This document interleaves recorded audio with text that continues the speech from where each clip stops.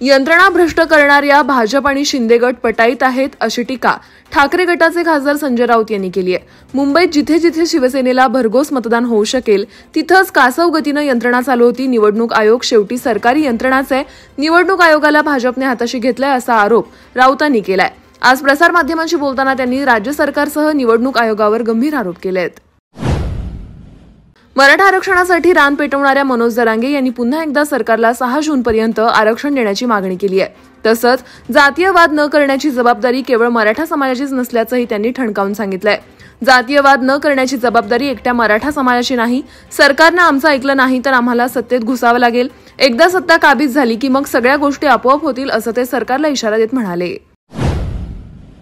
2 निष्पाप लोकांचा जीव घेणाऱ्या पुणे अपघाताची न्यायिक चौकशी व्हावी, पोलिसांच्या तपासावर प्रश्नचिन्ह आहे अशी मागणी पुण्यातील हिट अँड रन प्रकरणी विरोधी पक्षनेते विजय वडेट्टीवार यांनी केली आहे। त्यांनी या संदर्भात ट्विट करत संतप्त प्रतिक्रिया दिली आहे। पुण्यात झालेल्या भीषण अपघातात पुणे पोलिसांच्या तपासावर प्रश्नचिन्ह निर्माण होत आहे। त्यामुळे या प्रकरणी न्यायिक चौकशी व्हावी असं वडेट्टीवार यांनी आपल्या ट्विटमध्ये म्हटलंय। सचिन तेंडुलकरने ऑनलाईन गेमिंगची जाहिरात बंद करावी अन्यथा भारतरत्न पुरस्कार परत द्यावा अशी मागणी करत प्रहारचे आमदार बच्चू कडूंनी आंदोलनाचा इशारा दिलाय।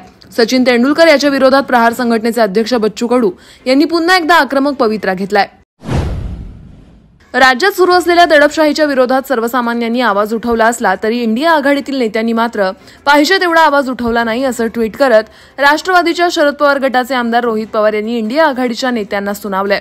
सोमवारी मतदान प्रक्रियेवर शिवसेना ठाकरे गटाचे प्रमुख उद्धव ठाकरे यांच्यासह महाविकास आघाडीच्या इतर नेत्यांनी आक्षेप घेतलाय। याचा संदर्भ देतच रोहित पवार यांनी हे ट्विट केलंय।